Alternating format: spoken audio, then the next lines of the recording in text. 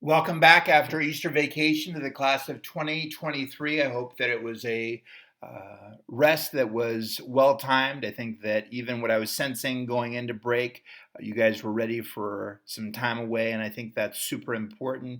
But now, as we come back and we think about the last push here, roughly 4.5 weeks, what would you guys say as we think about our first starter activity is going to be the biggest hurdle that is going to be between you and the finish line, you and the end of the year? What's the biggest thing that you feel like is going to be in front of you?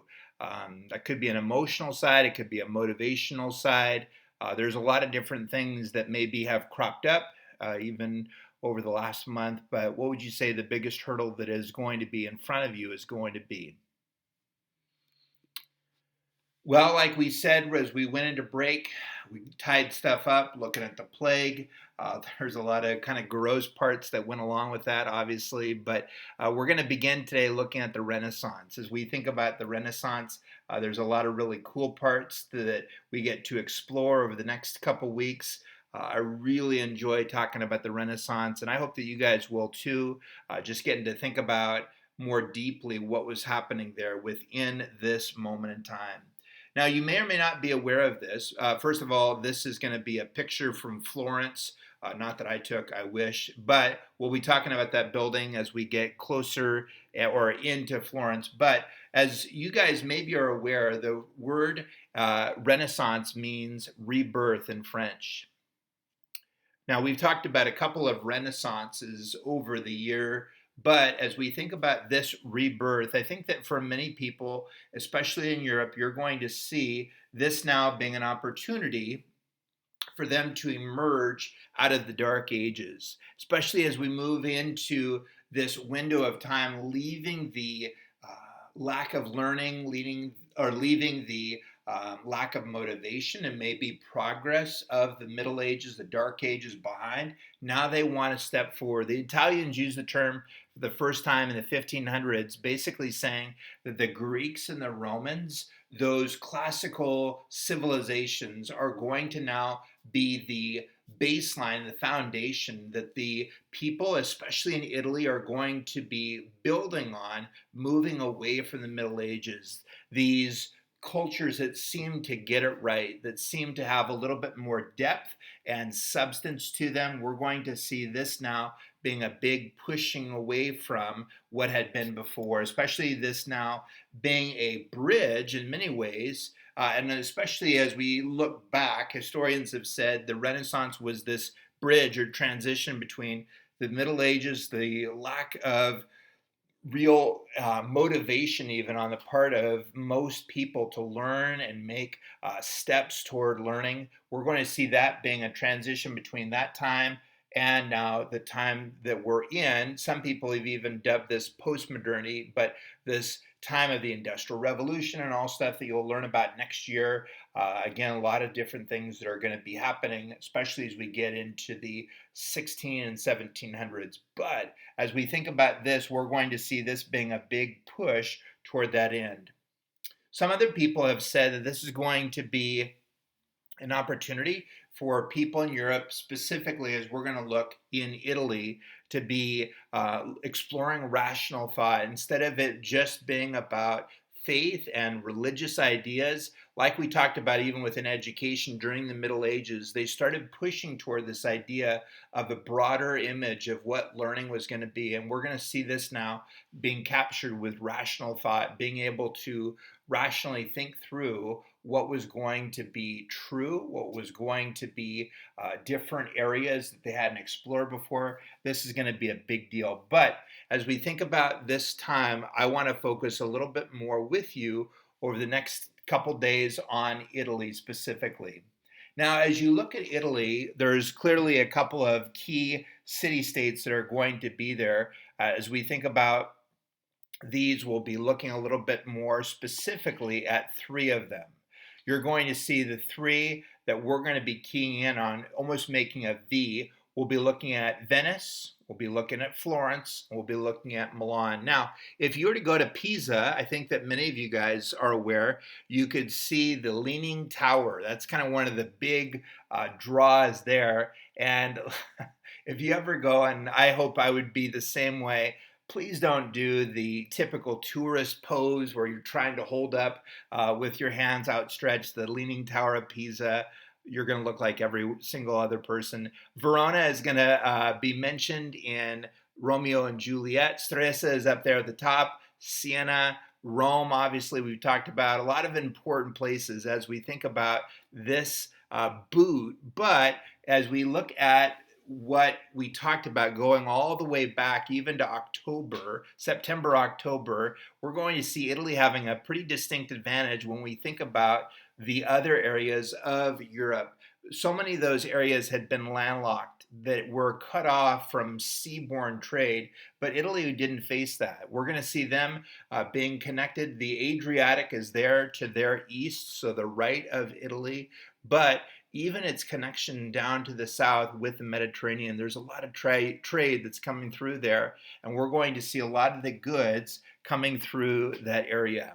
All these things are coming from the Middle East, coming from the Byzantines. There's a lot of different goods that now are going to descend on Italy. But like I said before, in large part, we're going to be keying in on three significant city states, three distinct areas that are going to really shape what Italy is going to be going forward. Venice, Florence, and Milan. And you don't even need to write those down because we'll be talking about them in a little bit more detail going forward. Well, let's start with Venice if we can. We're going to see this now being connected or founded because people are running away from Attila the Hun. I don't know if that name is familiar to you. We haven't really talked about him up to this point. I think it was at night at the museum that made a star of Attila the Hun. You'll remember the big Easter Island head, the granite stone head saying Attila the Hun Hun as he was chewing gum, I think, in the midst of that. Kind of a bizarre scene. That whole movie is kind of outlandish, pretty fun though. Anyhow, as we've seen, we're going to look at these people coming to Venice and establishing a trade city on this spot. Due to its connection with water, we're going to see this being a significant point of trade. At its high point, we're going to see over 36,000 sailors coming through Venice. Now, when we think about most cities at this point being in the low thousands, think about sailors alone being at 36,000 is a significant number, and 3,300 ships that are going to now make their way out of Venice. It's going to be significant.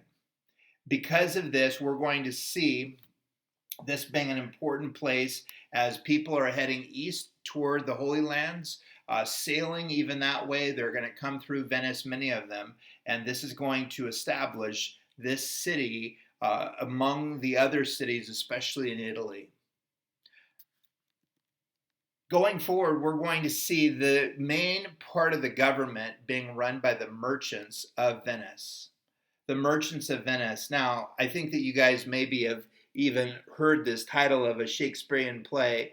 It's dubbed The Merchant of Venice. But as we think about the overall government, we're going to see the merchants being the ones that are going to be running it. And they're establishing something called the Golden Book. This is going to hold the names of the most powerful families, the ones that have the most clout within Venice. They're the ones that are going to be making the decisions. They're the ones that are going to have the money and power of the city-state.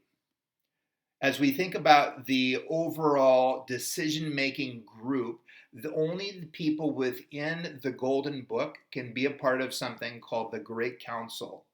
This is going to be the collection of citizens, men, that are going to be making the important decisions that will guide the city-state of Venice. If you're not in the Golden Book, if you're not a family of influence and power, there's no chance that you're going to be one of the decision makers of Venice. However, if you are, that's going to be a big deal. And there's going to be a growing number of significant people because we're going to see money coming into Venice, both because of trade, but also because of where they're at. And I know it's a little bit hard. We can't necessarily go back to the slide that showed the map, but you're going to see them located right at the base of the Alps mountain range. and to be able to get up and over. Many of the travelers would come to Venice or from Venice going north, and they're going to charge as they think about um, being able to go trade. They said if you're wanting to come through our city and kind of stock up on your goods, whatever, there's going to be a toll that's going to be exacted from you. A lot of different ways to make money in Venice. Well, these different people that are going to become increasingly more wealthy and because of that more powerful, you're going to see these individuals competing with one another. They're saying basically, how can we show off our wealth? And it's interesting, I think, as we're in class, most of the time, I'll give an opportunity to now say, how do people today show off their wealth? What are ways that people demonstrate the fact that they have money? I think so often that's going to be in terms of cars, in terms of jewelry, whatever. But at this point, one of the ways that they could do that is by having a nice house. I think that's still true today. But one of the other ways that they showed or demonstrated the fact that they had a lot of money was by sponsoring artists that would then go out and create works of art that would be portrayed or displayed rather within the city. As you think about sponsoring the artist, you wanted to pick a rising star. You wanted to be able to give them enough money that would encourage them, quote unquote, to now be amazing in terms of art and to even develop those skills further. So, if you had enough money to be able to sponsor some of these artists, that was going to be a place where you could now make your mark. Well, when we come back after the break here, we're going to talk a little bit about the city state of Florence, and then we will be done for today. See you guys then.